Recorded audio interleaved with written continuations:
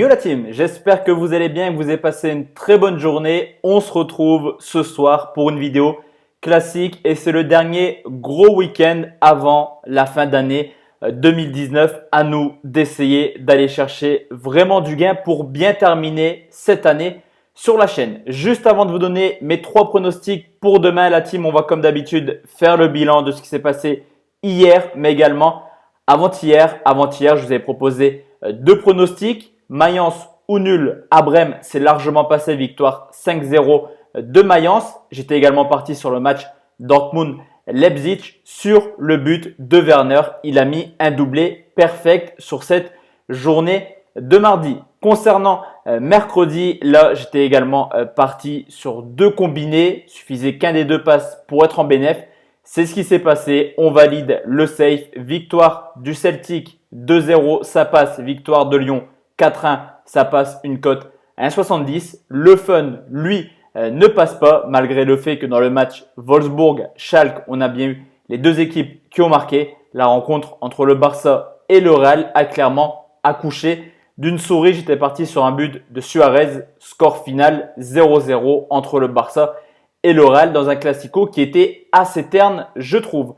Pour demain, la team, on va toujours utiliser la même technique pour les nouveaux. J'explique brièvement, je vous donne des pronostics. Si le premier passe, on ne joue pas la suite. Si le premier ne passe pas, on joue le deuxième en respectant la gestion de mise que je mets de mon côté et seulement de mon côté. Je ne vous influence pas du tout, mais en tout cas, de mon côté, je serai en bénéfice si on fait passer un seul des 2 pronostics. On commence tout de suite avec un pronostic simple, direction la Roumanie, 16h30, l'Astra qui reçoit l'Academica, une destination un petit peu exotique. On va pas se mentir, mais une cote assez intéressante. C'est le 2e qui reçoit le 12e, une équipe d'Astra qui a perdu la tête du championnat roumain après une défaite contre Cluj sur le score de 2-0. À l'extérieur, on le sait, ça se passait pas très bien pour Astra cette année, mais à domicile, 7 victoires, 3 nuls, 0 défaite et il tourne tout simplement à une moyenne de 2 buts par match à domicile.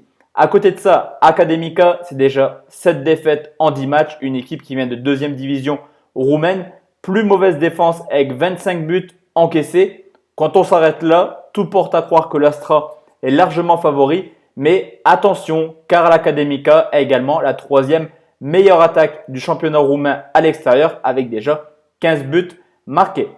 Je vous l'ai dit au niveau de l'état de forme, l'Astra reste sur une défaite, mais à domicile, c'est carrément carton plein depuis maintenant 4 matchs. 4 victoires, 5 clean sheets consécutifs, une équipe qui encaisse très peu de buts. Mais en début de saison, on a vu une équipe de l'Astra qui là, à ce moment, avait quand même quelques problèmes défensifs. Ça pourrait revenir à n'importe quel moment de la saison. Lors des 5 premiers matchs à domicile, l'Astra, c'est quand même 8 buts encaissés et donc 0 clean sheet. À l'extérieur, l'Academica, je vous l'ai dit, ça tourne pas très bien. Mais en ce moment, il y a du mieux. 2 victoires sur les 5 derniers matchs. Toujours les mêmes problèmes défensifs avec déjà 12 buts encaissés en 5 matchs. Mais l'Academica continue également à marquer du but. 10 déplacements cette année. Dans 7 matchs différents, ils ont marqué ne serait-ce qu'un but. Historiquement, on a également plutôt une tendance dans la saison de l'Academica. 10 matchs à l'extérieur cette année. 9 fois, il y a eu au moins 3 buts. Dans les rencontres, les seules fois où cette équipe ne marque pas, elle prend une valise à l'extérieur, 3-0 à Cluj ou récemment 4-0. C'est une équipe également qui tourne à 4 buts de moyenne à l'extérieur, marqués ou encaissés. Généralement, on a du but. Le plus de 2,5 buts est très bien coté. Ce sera mon premier pronostic. Plus de 2,5 buts et c'est coté 1,70. Place maintenant la team au combiné avec des championnats qu'on connaît un peu mieux. Direction l'Italie, c'est la Fiorentina qui reçoit l'AS Rome, le 14e qui reçoit le 4e à domicile. La Fio tourne très très mal cette année, seulement 2 victoires en 8 matchs et également seulement 9 buts marqués, la 12e attaque du championnat italien à domicile. À côté de ça, la Roma, c'est un seul faux pas à l'extérieur, c'est à Parme sur le score de 2-0. Sinon, c'est quand même 4 victoires, 3 nuls pour une seule défaite en 8 matchs. Et quand on a la Fiorentina qui marque très peu à domicile, on a tout simplement l'AS Rome qui est la meilleure défense à l'extérieur avec seulement 5 buts encaissés. L'état de forme de la Fio est également assez inquiétant après un mois de septembre au top où la Fiorentina enchaînait les victoires. Certes, il reste sur un match nul contre l'Inter, mais ce point du match nul est le seul point pris par la Fiorentina sur les 5 dernières rencontres, alors que du côté de l'AS Rome, depuis cette défaite à Parme à l'extérieur, la seule de la saison, il reste tout simplement sur 3 victoires, 1 nul en championnat et également une qualification en Europa League. Historiquement, la dernière confrontation entre la Fio et l'AS Rome, c'est en Coupe d'Italie, victoire humiliante de la Fiorentina, 7 buts à 1. Mais en championnat, c'est une toute autre histoire. Sur les 10 dernières rencontres entre la Fio et l'AS Rome, seulement 2 victoires pour la Fiorentina. Absent également notable demain pour les Violets, c'est Franck Ribéry blessé. À savoir que sur les 4 victoires de la Fiorentina cette année, 3 fois Ribéry était titulaire. Clairement, sans Ribéry, la Fiorentina ne gagne quasiment jamais. Vous l'aurez compris, pour moi l'AS Rome est largement favori. Je vais sécuriser et partir sur AS Rome ou nul et ses cotés 1,35.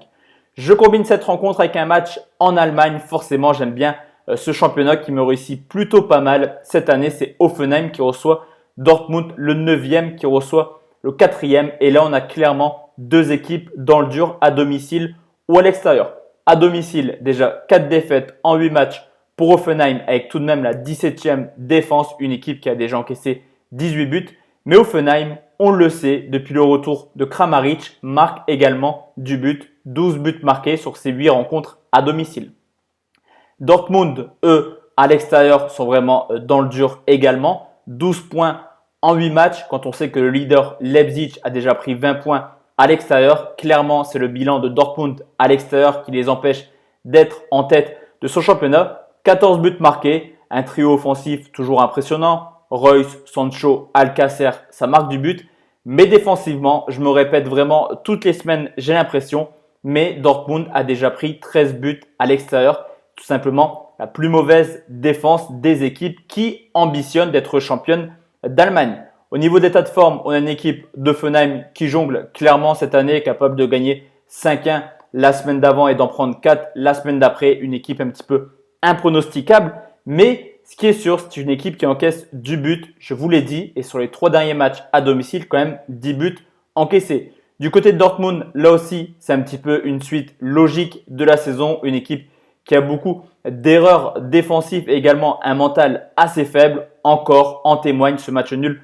3 buts partout contre Leipzig. 8 déplacements cette année, seulement 2 clean sheets, dont un à Schalke où clairement ça relève vraiment du miracle. Schalke aurait dû s'imposer assez facilement dans ce match. Historiquement, il y a également une tendance, c'est que sur les 7 derniers matchs, 7 fois les 2 équipes ont marqué. On le sait, Dortmund marque, Dortmund encaisse, Hoffenheim, c'est idem. Et les matchs de Bundesliga, le vendredi soir, sont souvent des rencontres festivales de buts. 15 matchs un vendredi soir, 13 fois les 2 équipes ont marqué. Les 2 seules fois où il n'y a pas eu les 2 équipes marquent, il y avait eu 3-0 dans les rencontres. Le vendredi, c'est spectacle en Bundesliga. Je vais encore une fois utiliser la même cote que depuis le début de saison, mais les 2 équipes marquent entre Hoffenheim et Dortmund. C'est coté 1,41 et ça nous fait un très beau combiné, je trouve, à 1,90.